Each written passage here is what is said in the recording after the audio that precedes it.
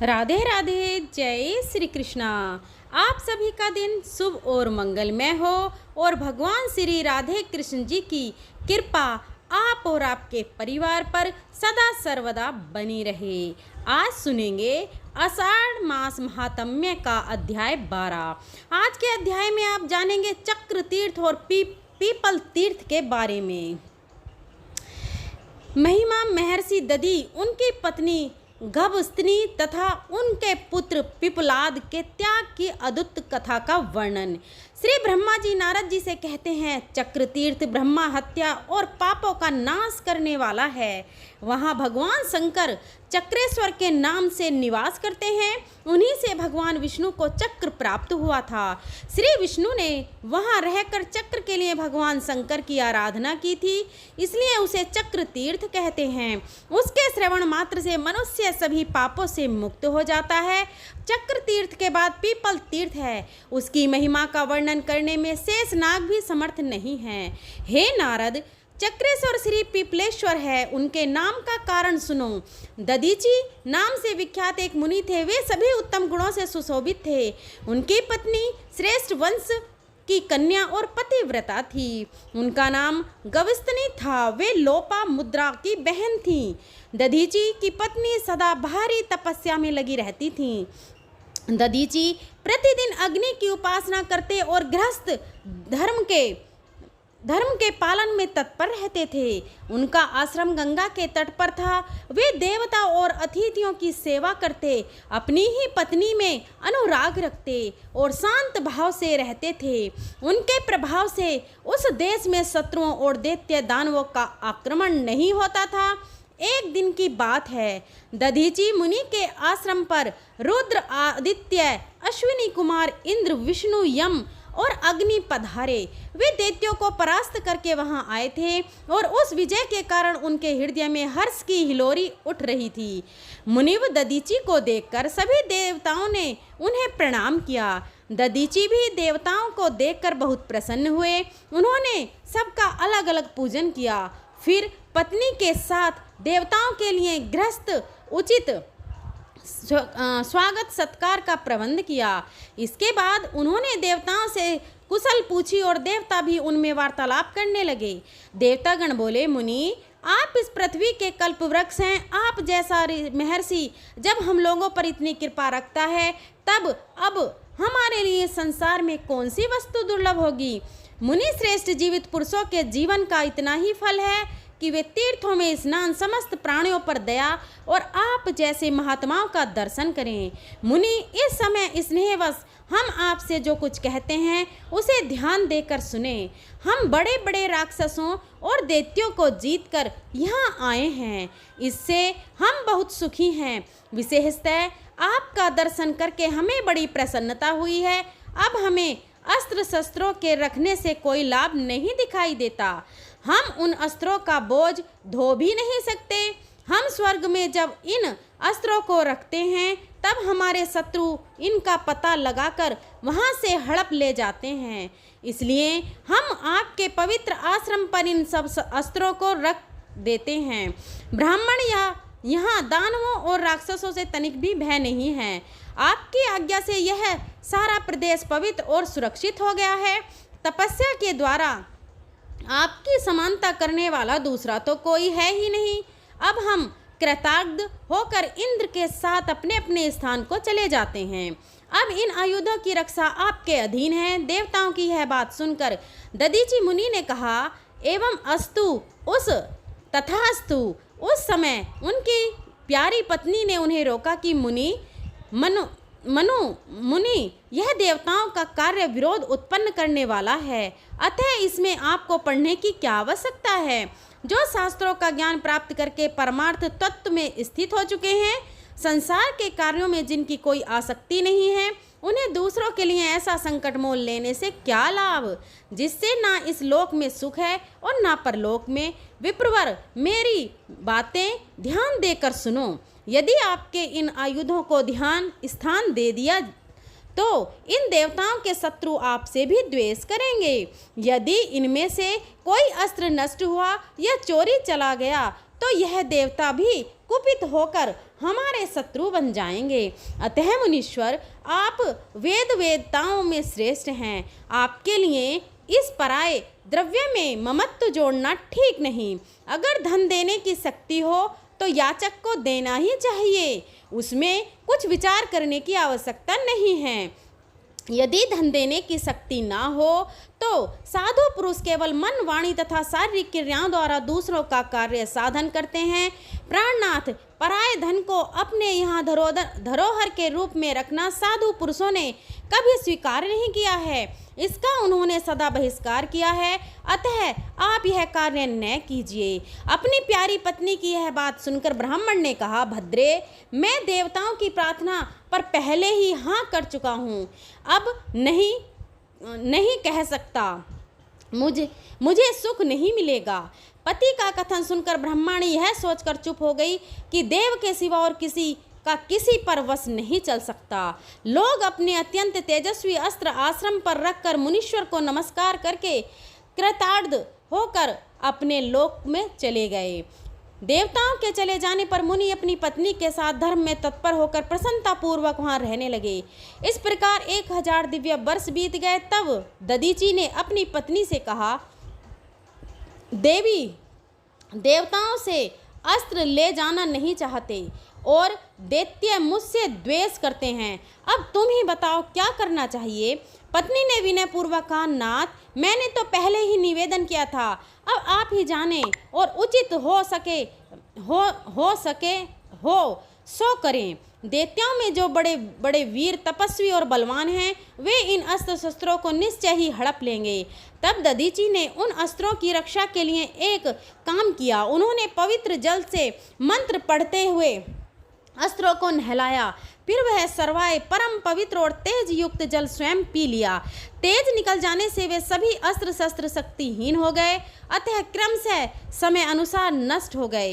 इसके बाद देवताओं ने आकर दधीचि से कहा, मुनिवर, हमारे ऊपर शत्रुओं का महान भय आ पहुंचा है, इसलिए हमने जो अस्त्र आपके यहाँ रख दिए थे उन्हें इस समय दे दीजिए। तब दधीचि मुनि ने कहा, आप लोग बहुत दिनों तक उन्हें लेने नहीं आए, अतः दैत्यों के भय से हमने उन अस्त्रों को पी लिया है।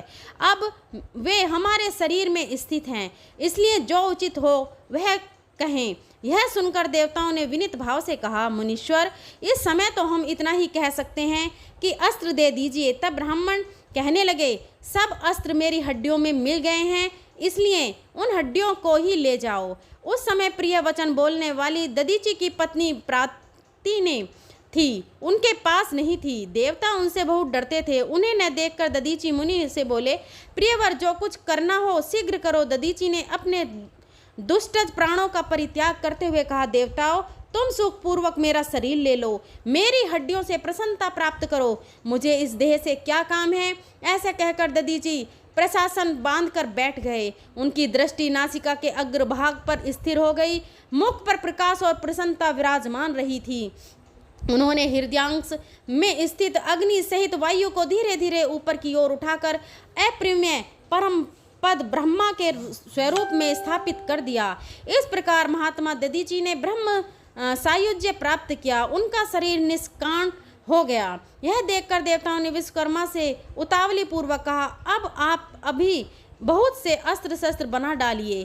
तब विश्वकर्मा कहने लगे, देवताओं, यह ब्राह्मण का शरीर है, मैं इसका उपयोग कैसे करूं? जब केवल इनकी हड्डियां रह जाएंगी तभी उनका अस्त्र निर्माण करूंगा। तब देवताओं ने गौओं से कहा, हम तुम्हारा मुख व्रज के समान किए देते हैं, तुम हमारे हित के लिए अस्त्र शस्त्र निर्माण करने के उद्देश्य से दधीचि के शरीर को क्षण भर में विदर्ण कर डालो और शुद्ध हड्डियां निकाल कर दे दो। देवताओं के आदेश से गौओं ने वैसा ही किया। उन्होंने दधीचि के शरीर को चाट चाट कर हड्डियां निकाल लीं और देवताओं को दे दी। देवता उत्साह के साथ अपने लोक में चले गए और गौएं भी अपने स्थान को लौट गईं। इसके बाद बहुत देर के बाद दधीचि की सुशीला पत्नी हाथ में जल से भरा हुआ कलश लेकर फल और फूलों से पार्वती देवी के अर्चना और वंदना करके अग्निपति तथा आश्रम के दर्शन की उत्सुकता से शीघ्रतापूर्वक पैर बढ़ाती हुई आई। उस समय उनके गर्भ में बालक आ गया था। आश्रम पर पहुंचने पर जब उन्होंने अपने स्वामी को नहीं देखा तब बड़े आश्चर्य में पड़कर अग्नि से पूछा, मेरे पतिदेव कहाँ चले गए? अग्नि ने जो कुछ कहा था सब सुना दिया। पति की मृत्यु का दुखद समाचार सुनकर वे दुख और उद्देश्य से पृथ्वी पर गिर पड़ी। उस समय अग्निदेव ने ही उन्हें धीरे धीरे आश्वासन दिया। प्राती थी, बोली, मैं देवताओं को श्राप देने में समर्थ नहीं हूँ, इसलिए स्वयं ही अग्नि में प्रवेश करूंगी। जब जीवन रखकर क्या होगा? संसार में जो वस्तु उत्पन्न होती है वह सब नश्वर है, इसलिए उसके लिए शोक नहीं होना चाहिए। परंतु मनुष्यों में वे ही पुण्य के भागी होते हैं जो गो ब्राह्मण तथा देवताओं के लिए अपने प्यारे प्राणों का उत्संग कर देते हैं। इस परिवर्तनशील संसार चक्र में धर्म परायण तथा शक्तिशाली शरीर पाकर जो प्राणी देवताओं तथा ब्राह्मणों के लिए अपने प्यारे प्राणों का त्याग करते हैं वे ही धन्य हैं। जिसने देह धारण किया है उसके प्राण एक ना एक दिन अवश्य जाएंगे। यह सुनकर जो ब्राह्मण गो देवता तथा दीन आदि के लिए इन प्राणों का उत्संग करते हैं वे ईश्वर हैं, ऐसा कहकर उन्होंने अग्नियों का यथावत पूजन किया और अपना पेट चीरकर गर्भ के बालक को हाथ से निकाल दिया। फिर गंगा, पृथ्वी, आश्रम तथा आश्रम की वनस्पतियों और अन्न आदि औषधियों को प्रणाम करके पति की त्वचा और लोम आदि के साथ चिता में प्रवेश करने का विचार किया। उसके बाद कुछ भी हुआ प्रिय भक्तजनों, इसका वृतांत अगले अध्याय में सुनिएगा। प्रिय भक्तजनों, आइए अब आपको सुनाते हैं जगन्नाथ जी की पवित्र पौराणिक कथा। कर्नाटक राज्य का एक छोटा सा गांव जिसका नाम था कनियारी, प्रकृति की हरियाली गोद में बसे हुए उस गांव में जनसंख्या कम थी लेकिन सात्विकता और भक्ति भाव अधिक था। उसी गांव में रहते थे एक सीधे साधे सरल ब्राह्मण और उनका नाम था गणपति भट्ट। सभी शास्त्रों के ज्ञाता और सभी के प्रति दयालु गणपति भट्ट वैसे थे जो श्री हरि के उपासक थे, लेकिन वैदिक ग्रंथों का उन्होंने इतना अध्ययन कर लिया था कि उनकी श्रद्धा एक ही बात पर आकर अटक गई थी और वह थी पर ब्रह्मा भगवान का स्वरूप गणेश जी जैसा है और उनके दर्शन करने मात्र से जीव को मोक्ष की प्राप्ति हो जाती है। बस इस बात ने उनके हृदय और मन में पूरी तरह डेरा जमा लिया था। अब एक दिन क्या हुआ, अपने रोज के नियम के अनुसार वे पढ़ रहे थे ब्रह्म पुराण और उसमें उन्होंने पढ़ा कि पर ब्रह्मा परमेश्वर ने नीलगिरी में अवतार धारण किया है और जो भी व्यक्ति उनका दर्शन कर लेता है उसे कभी भी यमराज के दर्शन नहीं करने पड़ते और उसे तुरंत मोक्ष की प्राप्ति हो जाती है। बस फिर क्या था, इस बात ने वेदों के ज्ञाता गणपति भट्ट के हृदय को इतना छू लिया कि अब उनके अंदर वैराग्य उत्पन्न होने लगा। मोक्ष प्राप्ति हेतु गृह निर्णय लेते हुए उन्होंने सोचा, आखिर पत्नी, पुत्र, परिवार यह सब तो मुझे एक दिन छोड़ने ही पड़ेंगे। जब तक यह शरीर है तब तक यह सारे रिश्ते नाते हैं, बाद में कोई किसी का नहीं। क्या लाभ है, इनका सिर्फ बंधन का कारण है नहीं, मुझे इस भौतिक बंधन से मुक्त होना है। चाहे कुछ भी हो जाए मैं अवश्य ही श्री क्षेत्रपुरी धाम में जाकर पर ब्रह्मा के दर्शन करूंगा और मोक्ष की प्राप्ति करूंगा। बस यह सोचकर गणपति भट्ट ने घर का त्याग कर दिया और निकल पड़े पुरी धाम की ओर। प्रिय भक्तजनों, एक बार जब भगवान से मिलने की लगन लग जाए तो फिर पैर कहाँ रुक पाते हैं और कहाँ कोई सांसारिक बंधन ही आड़े आते हैं। तो बस पैदल यात्रा करते हुए बिल्कुल एक सन्यासी की तरह गणपति भट्ट मोक्ष के मार्ग की ओर आगे बढ़ने लगे। रास्ते में भिक्षा मांगकर अपने पेट की भूख मिटाते और अगर किसी दिन कुछ भोजन नहीं मिल पाता तो सूखी पत्तियां और जल पीकर पेट भर लेते। इस प्रकार मन में परब्रह्मा के दर्शन करके मोक्ष प्राप्त करने की एकमात्र इच्छा लेकर आखिरकार गणपति भट्ट अथर नाला पहुंच गए। हम आपको बता दें कि अथर नाला को पुरी का प्रवेश द्वार कहा जाता है और जब सभी भक्त रथ यात्रा के लिए पुरी आते थे तब चैतन्य महाप्रभु उसी स्थान पर खड़े होकर उन सब का स्वागत करते थे। अथरनाल के विषय में कहा जाता है कि जो व्यक्ति इस स्थान से होकर पुरी में प्रवेश करता है उसे यमराज के दंड का सामना नहीं करना पड़ता। तो बस गणपति भट्ट ने भी इस स्थान का अत्यंत भक्तिभाव पूर्वक दर्शन किया और कुछ समय वहीं रुक गए। जब उस स्थान पर वे थे तो उन्होंने कुछ भक्तों को वहां से गुजरते हुए देखा। उनके चेहरे पर अत्यंत प्रसन्नता और संतुष्टि के भाव थे और हाथों में थे प्रसाद के पात्र। इतना प्रसंग देखकर गणपति भट्ट ने जिज्ञासावश उनसे पूछा कि कृपया आप सब मुझे यह बताएं कि आप कहाँ से आ रहे हैं और आपकी इतनी प्रसन्नता का क्या कारण है? क्या आपको कोई अनमोल चीज मिल गई है? तब यात्रियों ने उत्तर देते हुए कहा कि हे ब्राह्मण, हम जगन्नाथ मंदिर से वापस आ रहे हैं। हमने 5 दिन वहाँ व्यतीत किए और भगवान जगन्नाथ के सुंदर विग्रह के दर्शन किए और अब हम पूर्ण संतुष्टि और प्रसन्नता के साथ वापस अपने घर जा रहे हैं। यह सुनकर गणपति भट्ट ने आश्चर्य से उन यात्रियों से पूछा कि क्या आपने सच में नीलांचल में पर ब्रह्मा के दर्शन किए? यात्रियों ने प्रसन्न होकर कहा कि हाँ, बिल्कुल हमने परब्रह्मा के दर्शन किए हैं। इतना कहकर सभी यात्री तो आगे निकल गए, लेकिन पीछे छोड़ गए गणपति भट्ट के मन में जन्मे एक संशय को वे मन ही मन सोचने लगे। लेकिन मैंने तो पुराणों में पढ़ा था कि जो नीलगिरी धाम में पर ब्रह्मा का दर्शन करता है उसे उसी क्षण मोक्ष की प्राप्ति हो जाती है, और फिर सभी शास्त्र भी तो यही कहते हैं। फिर यह सभी यात्री वापस कैसे नहीं, यह नहीं हो सकता। उन्होंने किसी और के दर्शन किए होंगे। गणपति भट्ट ने वापस आ रहे कुछ और यात्रियों को भी रोककर यही सवाल पूछा और उन्होंने भी यही उत्तर दिया कि वह परब्रह्मा के दर्शन करके आ रहे हैं। और बस गणपति भट्ट की बुद्धि चकरा गई। यह बात उनके गले नहीं उतर रही थी कि यदि कोई वास्तव में परब्रह्मा के दर्शन करे और उसे मोक्ष ना मिले। उन्होंने शास्त्रों को छान मारा, बार बार खोलकर पढ़ा। उसमें अब भी तो यही लिखा था कि परब्रह्मापुरी में निवास करते हैं और उनके दर्शन करके मोक्ष की प्राप्ति होती है। इसी आशा से तो वह यहाँ आए थे, लेकिन यहाँ तो कुछ और ही बातें सुनने को मिल रही थीं। अब क्या करें? उन्होंने सोचा, इससे तो अच्छा मैं अपने प्राण त्याग देता हूँ। फिर उन्हें सोचा कि नहीं, शास्त्रों के अनुसार आत्महत्या करना अच्छा नहीं है। अब गणपति भट्ट पूर्ण रूप से मानसिक द्वंद्व में फंस चुके थे। प्रिय भक्तजनों, अब देखिए, हमारे भक्त वत्सल जगन्नाथ जी से यह बात छिपी कैसे रह सकती है और अपने भक्तों की सहायता किए बिना उन्हें चैन कहाँ से आ सकता है? तो बस पर ब्रह्मा जगन्नाथ एक साधारण बूढ़े ब्राह्मण का रूप लेकर आ पहुँचे गणपति भट्ट के पास। उनकी शंकाओं का समाधान करने मधुर वाणी में उन्होंने गणपति भट्ट से पूछा, हे ब्राह्मण, आप कहाँ से आए हैं और इतने दुखी क्यों लग रहे हैं? गणपति भट्ट ने उत्तर दिया कि हे प्रिय ब्राह्मण, सुनिए, मैंने पुराणों में पढ़ा है कि परब्रह्मापुरी में निवास करते हैं और उनके दर्शन करने से व्यक्ति को मोक्ष प्राप्त हो जाता है।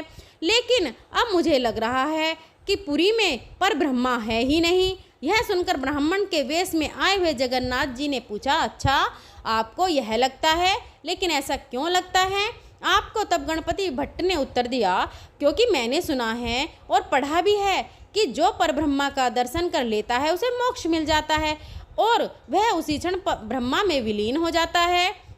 लेकिन यहाँ तो मैंने इतने सारे यात्रियों को परब्रह्मा के दर्शन करके वापस अपने घर जाते हुए देख रहा हूँ। इसका अर्थ यह है कि यहाँ पर ब्रह्मा है ही नहीं। यह सुनते ही बूढ़े ब्राह्मण के रूप में आए जगन्नाथ जी हंस पड़े। उन्होंने कहा कि अरे भाई, भगवान जगन्नाथ कल्पांतरों के नाम से भी जाने जाते हैं। जो व्यक्ति जिस इच्छा के साथ उनके दर्शन करने आता है ना, वह उनकी सभी इच्छाएं पूरी करते हैं। यह सभी जो तुम वापस जाते हुए देख रहे हो, वह सब प्रसन्नतापूर्वक वापस अपने घर जाने की इच्छा से ही आए थे और भगवान जगन्नाथ ने उनकी इच्छा पूरी कर दी। जो व्यक्ति मोक्ष की इच्छा से आता है, उनकी भी इच्छा भगवान जगन्नाथ जी पूरी करते हैं। इसलिए कहता हूँ, अपने मन में कोई भी संशय मत रखो। जगन्नाथ जी सबकी मनोकामनाएं पूरी करते हैं। बस यह कहकर हंसते हुए बूढ़े ब्राह्मण के रूप में आए हुए जगन्नाथ जी वहाँ से चले गए। अब गणपति भट्ट को भी थोड़ा थोड़ा विश्वास आने लगा था, तो उन्होंने सोचा कि क्यों न मैं स्वयं ही जाकर इस बात की पुष्टि कर लूँ। वैसे भी इतनी दूर तो आ ही गया हूँ, तो जाकर देख ही लेता हूँ। बस यह सोचकर वे चल पड़े सिंह द्वार की ओर। अब संयोगवश क्या हुआ कि वह दिन था स्नान पूर्णिमा का।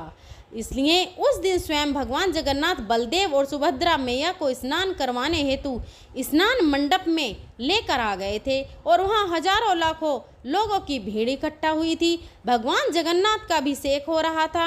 अनेक पुजारी उन पर जल का अभिषेक कर रहे थे और गणपति भट्ट ने भी जगन्नाथ जी के अभिषेक के दिव्य दर्शन किए। लेकिन क्या जैसे ही हमने प्रारंभ में ही आपको बताया था ना कि गणपति भट्ट में पर ब्रह्मा की कल्पना गणेश जी के मुख के समान थी, लेकिन यहाँ तो उन्हें पर ब्रह्मा कुछ और ही स्वरूप के दर्शन हो रहे थे। तो बस फिर क्या था, एक और बार गणपति भट्ट निराश हो गए, यह सोचकर कि यह पर ब्रह्मा कैसे हो सकते हैं, और बस वे जगन्नाथ जी को प्रणाम किए बिना ही वहाँ से चले गए। प्रिय भक्तजनों, बस फिर से आ गए हमारे जगन्नाथ जी अपने भक्तों को प्रसन्न करने हेतु। लेकिन इस बार वे गणपति भट्ट के पास नहीं गए, वे गए राजा के सेवक मुद्रित के पास। उन्हें पता था है कि किस समय किसके पास जाना है। तो उनके पास जाकर जगन्नाथ जी बोले कि मेरा एक भक्त मेरे दर्शन करने आया था, लेकिन उसे मेरा गजानन मुख नहीं दिखाई दिया, इसलिए निराश होकर वापस जा रहा है। तुम अभी जाओ, उसे कहो कि वापस आए और मेरे गजानन स्वरूप के दर्शन करे। तुम शीघ्र जाओ। जगन्नाथ जी की आज्ञा पाते ही मुद्रत उसी क्षण निकल गए और गणपति भट्ट के पास पहुँचे। उन्होंने गणपति भट्ट से कहा कि हे ब्राह्मण, आप कितने सौभाग्यशाली हैं कि स्वयं पर ब्रह्मा जगन्नाथ जी ने आपको बुलवाया है। वे सबकी मनोकामनाएं पूर्ण करते हैं, इसलिए आप उसी क्षण मेरे साथ चलिए और आपको अपने प्रिय गजानन स्वरूप में भगवान जगन्नाथ जी के दर्शन होंगे, उसमें कोई संशय नहीं है। प्रिय भक्तजनों, वैसे गणपति भट्ट का मन तो नहीं मान रहा था, लेकिन अब राजा के प्रतिनिधि स्वयं आए थे, इतना आग्रह कर रहे थे, इसलिए गणपति भट्ट उनके साथ चले गए। वहाँ जाकर उन्होंने जगन्नाथ जी के दर्शन किए तो देखा जगन्नाथ और बलराम दोनों के सामने गज के समान लंबी सोंड बनी हुई थी और एक सुंदर दंत भी था। यह देखकर गणपति भट्ट भगवान के चरणों में गिर पड़े। उन्होंने भगवान को अनेक प्रार्थनाएं अर्पित की और उनका गुणगान करते हुए उस जमीन पर गिर पड़े। उन्होंने पर ब्रह्मा का ध्यान किया और उसी क्षण उनकी आत्मा उनके शरीर से निकलकर जगन्नाथ जी के विग्रह में समाविष्ट हो गई और इस दिव्य घटना के साक्षी बने वहां उपस्थित तमाम लोग। तो बस अपने भक्तों की इच्छा पूरी करते हुए जगन्नाथ जी इस हद तक गए कि उन्होंने आदित्य गजानन स्वरूप में भी धारण कर लिया। तो ऐसे हैं हमारे जगन्नाथ जी। प्रिय भक्तजनों, भगवान जगन्नाथ जी की महानता देखिए।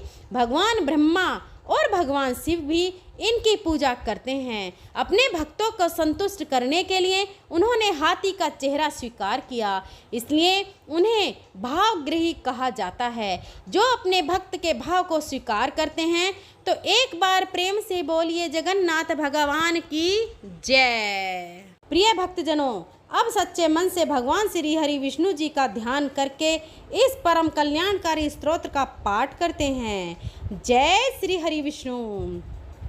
शुक्र जी ने कहा कि बुद्धि के अनुसार पिछले अध्याय में वर्णन किए गए रीति से अपने मन को नियंत्रित करो और हृदय को स्थिर करके गजेंद्र अपने पिछले जन्म में याद किए गए सर्वोच्च कार्य और बार बार जाप किए जाने वाले स्तोत्र का जाप करने लगा।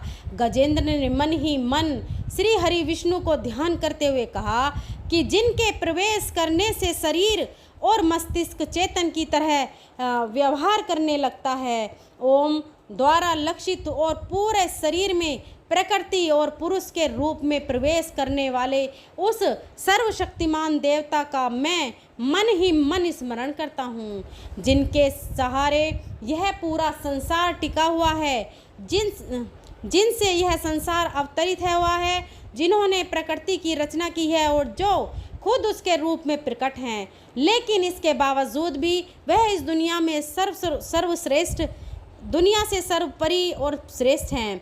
ऐसे अपने आप और बिना किसी कारण के भगवान की मैं शरण में जाता हूँ। अपने संकल्प शक्ति के बल पर अपने ही स्वरूप में रचित और सृष्टि काल में प्रकट एवं प्रलय में अप्रकट रहने वाले इस शास्त्र प्रसिद्धि प्राप्त कार्य कारण रूपी संसार को जो बिना कुंठित दृष्टि के साक्ष्य रूप में देखते रहने पर भी लिप्त नहीं होते, चक्षु आदि प्रकाशकों के परम प्रकाशक प्रभु आप मेरी रक्षा करें। बीतते गए समय के साथ तीनों लोकों और ब्रह्मा आदि लोकपालों के पंचभूत में प्रवेश कर जाने पर और पंचभूतों से लेकर महत्वपूर्ण सभी कार्यों के उनकी परम करुणा स्वरूप प्रकृति में मग्न हो जाने पर उस समय दुर्गे और घोर अंधकार रूपेण प्रकृति से ही बच रही थी। उस अंधकार से परे अपने परम धाम में जो सर्वव्यापी भगवान सभी दिशाओं में प्रकाशित होते रहते हैं, वह भगवान मेरी रक्षा करें। विभिन्न नाट्य रूपों में अभिनय करने वाले और उस अभिनेता के वास्तविक स्वरूप को जिस प्रकार से साधारण लोग भी नहीं पहचान पाते, उसी तरह से सत प्रधान देवता और महर्षि भी जिनके स्वरूप को नहीं जान पाते, ऐसे में कोई साधारण प्राणी उनका वर्णन कैसे कर सकता है। ऐसे दुर्गम चरित्र वाले भगवान मेरी रक्षा करें। अनेकों शक्ति से मुक्त सभी प्राणियों को आत्मबुद्धि प्रदान करने वाले, सबके बिना कारण हित और अतिशय साधु स्वभाव ऋषि मुनि जन जिनके परम स्वरूप को देखने की इच्छा के साथ वन में रहकर अखंड ब्रह्मचार्य तमाम अलौकिक व्रतों को नियम के अनुसार पालन करते हैं, ऐसे प्रभु ही मेरी गति हैं। वह जिनका हमारी तरह ना तो जन्म होता है और ना जिनका अहंकार में कोई भी काम नहीं होता, जिनके निर्गुण रूप का ना कोई नाम है और ना कोई रूप है, इसके बावजूद भी वह समय के साथ इस संसार की सृष्टि और प्रलय के लिए अपनी इच्छा से अपने जन्म को स्वीकार करते हैं। उस अनंत शक्ति वाले परम ब्रह्मा परमेश्वर को मेरा नमस्कार है। प्राकृत आकार रहित और अनेक रूप वाले अद्भुत भगवान को मेरा बार बार नमस्कार है। स्वयं प्रकाशित सभी साक्ष्य परमेश्वर का मेरा सत सत नमन है। वैसे देव जो मनवाणी और चित्त वृत्तियों से परे हैं, उन्हें मेरा बारंबार नमस्कार है। विवेक से परिपूर्ण पुरुष के द्वारा सभी सत्व गुणों से परिपूर्ण निवृत्ति धर्म के आचरण से मिलने वाले योग्य मोक्ष सुख की अनुभूति रूपी भगवान को मेरा नमस्कार है। सभी गुणों के स्वीकार शांत रजोगुण को स्वीकार करके अत्यंत और तमोगुण को अपनाकर मूढ़ से जाने वाले बिना भेद के और हमेशा सद्भाव से ज्ञान धनी प्रभु को मेरा नमस्कार है। शरीर के इंद्रिय के समुदाय रूप सभी पिंडों के ज्ञाता सभी के स्वामी और साक्षी स्वरूप देव आपको मेरा नमस्कार है। सभी के अंतर्यामी प्रकृति के परम कारण लेकिन स्वयं बिना कारण भगवान को मेरा सत सत नमस्कार है। सभी इंद्रियों और सभी विषयों के जानकारी प्रतिनिधियों के कारण रूप संपूर्ण जड़ प्रपंच और सबकी मूलभूत अविद्या के द्वारा सूचित होने वाले और सभी विषयों में अविद्या रूप से भासने वाले भगवान को मेरा नमस्कार है। सबके कारण लेकिन स्वयं बिना कारण होने पर भी बिना किसी परिणाम के होने की वजह से अन्य कारणों से भी विलक्षण कारण आपको मेरा बार बार नमस्कार है। सभी वेदों और शास्त्रों के परम तात्पर्य मोक्ष रूपी और श्रेष्ठ पुरुषों की परम गति देवता को मेरा नमस्कार है।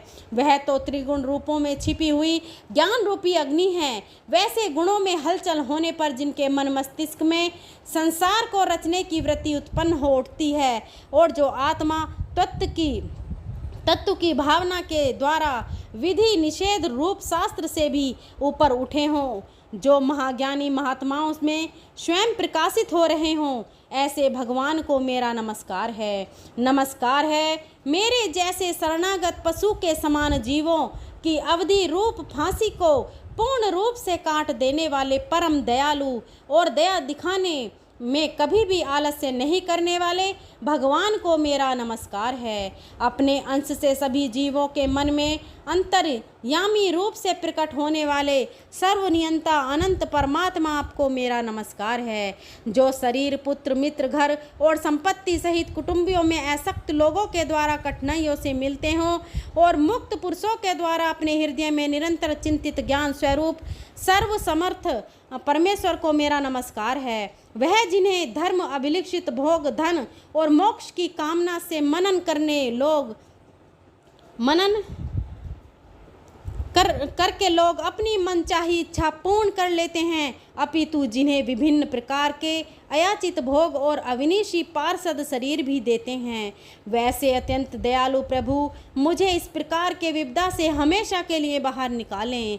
वह जिनके एक से अधिक भक्त हैं, जो मुख्य रूप से एकमात्र उसी भगवान की शरण में हैं, जो धर्म अर्थ आदि किसी भी पदार्थ की अभिलाषा नहीं रखते हैं, जो केवल उन्हीं के परम मंगलमय एवं अत्यंत विलक्षण चरित्र का गुणगान करते हुए उनके आनंद में समुद्र में गोते लगाते रहते हैं, उन अविनाशी सर्वव्यापी सर्वमान्य ब्रह्मा आदि के भी निमायक भक्तों के लिए भी हमेशा प्रकट होने वाले भक्ति योग द्वारा प्राप्त अत्यंत निकट होने पर भी माया के कारण अत्यंत दूर महसूस होने वाले इंद्रियों के द्वारा अगम्य और अत्यंत दुर्भिज्ञ अंतर रहित लेकिन सभी के आदि कारक और सभी तरह से परिपूर्ण उस भगवान की मैं स्तुति करता हूँ। वो जो ब्रह्मा सहित सभी देवता, चारों वेद, समस्त चर और अचर जीव के नाम और आकृति भेद से जिनके अत्यंत क्षुद्र अंशों से रचित हैं, जिस तरह से जलती हुई अग्नि की लपटें और सूरज की किरणें हर बार निकलती हैं फिर से अपने कारण में लीन हो जाती हैं, उसी प्रकार बुद्धि, मस्तिष्क, इंद्रियां और नाना योनियों के शरीर, जिन सभी गुणों से प्राप्त शरीर जो स्वयं प्रकाश परमात्मा से अवतरित होकर फिर से उन्हीं में लीन हो जाता है, वह भगवान जो ना तो देवता है, ना असुर, ना मनुष्य और ना ही मनुष्य से नीचे किसी अन्य योनि के प्राणी, ना ही वह स्त्री, ना ही पुरुष और ना ही नपुंसक और ना ही वह कोई ऐसे जीव हैं जिनका इन तीनों ही श्रेणी में समावेश है। वह ना तो गुण है और ना कर्म है, वह ना ही कार्य है और ना ही कारण। इन सभी योनियों का निषेध होने पर जो बचता है वही उनका असली रूप है। ऐसे प्रभु मेरा उत्थान करने के लिए प्रकट हों। अब मैं इस मगरमच्छ के चंगुल से आज़ाद होने के बाद जीवित नहीं रहना चाहता। इसकी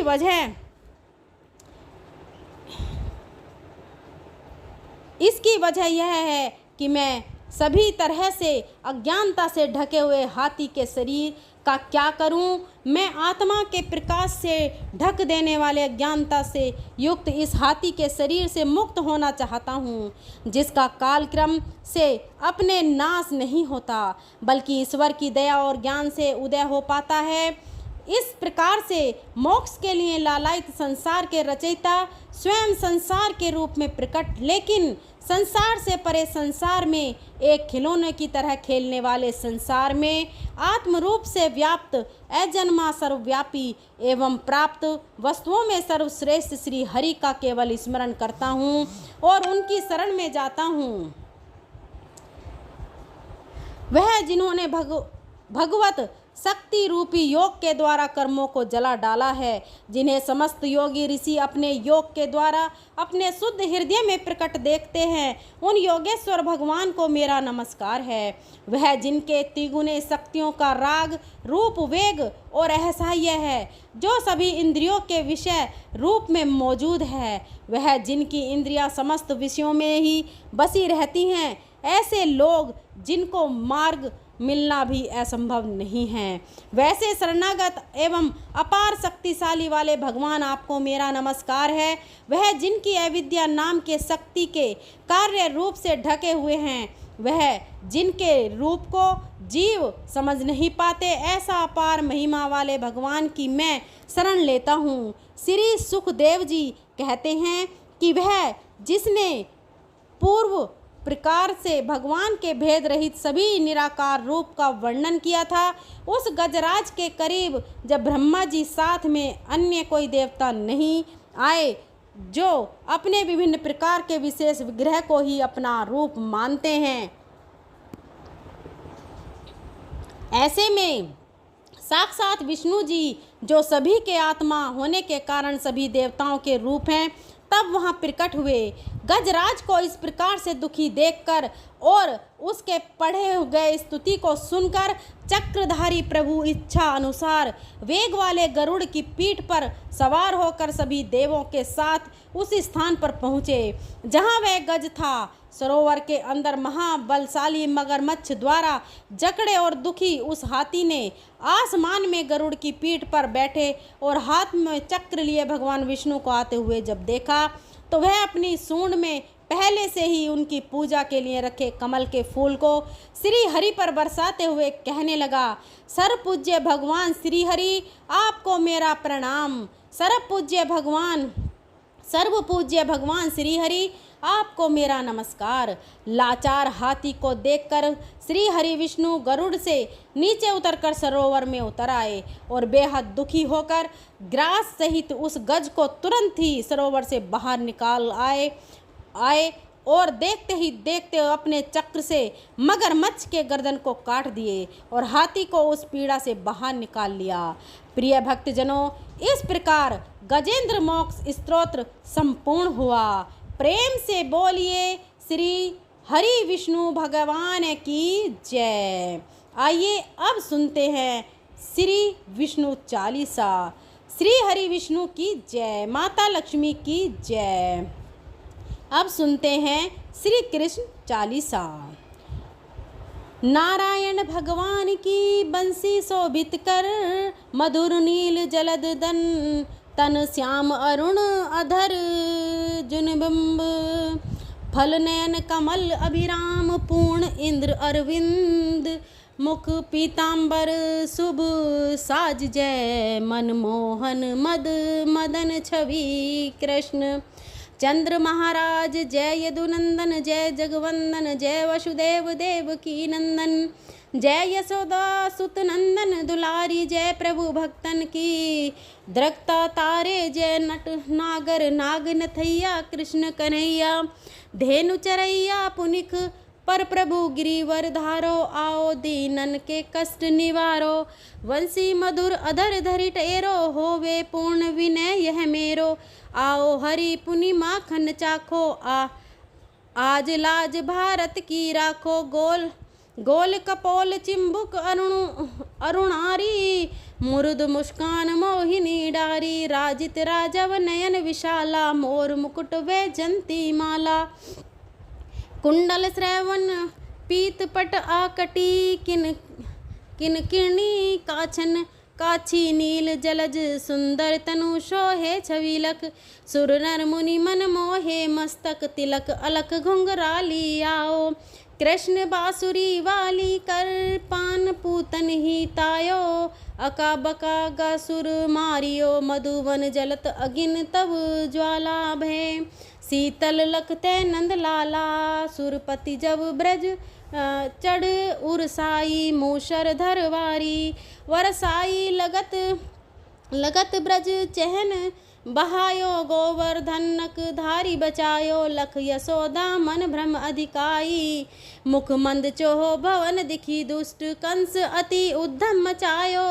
कोटि कमल जब फूल मंगायो, नाथ कली यही सब तुम लीन है, चरण चिन्ह दे निर्भय कीन है, कर गोपिन संग रास विलासा, सबकी पूर्ण करे अभिलाषा, केतिक महा असुर सहायो, कंस केस पकड़ दे मायो, मात पिता की बंदी छुड़ाई, उग्रसेन कह राज दिलाई, मह से मृतक छो सूत लायो, मातुदेव की शोक मिटायो, भोमा मुर्दे ते सहारी, लाए टस सहस कुमारी, देम तण चीर सहारा, जरा सिंधु राक्षस कह मारा, असुर बकासुर अधिक मारियो, भक्तन के सब संकट कष्ट निवारियो, दीन सुदामा की दुख टारियो, तंदुल तीन मूठ मुख डारियो। श्री कृष्ण चालीसा समाप्त होता है। प्रेम से बोलिए भगवान श्री कृष्ण की जय, गौ माता की जय। इसके आगे का वृतांत आप अगले अध्याय में सुनेंगे। आपको आज की कथा पसंद आई हो तो वीडियो को लाइक करिएगा और शेयर करिएगा अपनी फ्रेंड और फैमिली में। और कमेंट बॉक्स में भगवान श्री हरि विष्णु श्री राधा रानी जय श्री कृष्णा ज़रूर लिखिएगा। अगर वीडियो पसंद आए तो वीडियो को लाइक करना और अपनी फ्रेंड और फैमिली में ज़रूर शेयर करना। हमारे चैनल सुविचार विद रीना को सब्सक्राइब करना, बेल आइकन को ज़रूर दबाना ताकि आने वाली नोटिफिकेशन, सभी वीडियो की नोटिफिकेशन आपको मिल सके। अगर मेरे बोलने में कोई त्रुटि रही हो तो मैं हाथ जोड़कर क्षमा प्रार्थी हूँ। मिलते हैं अगली वीडियो में, तब तक के लिए धन्यवाद।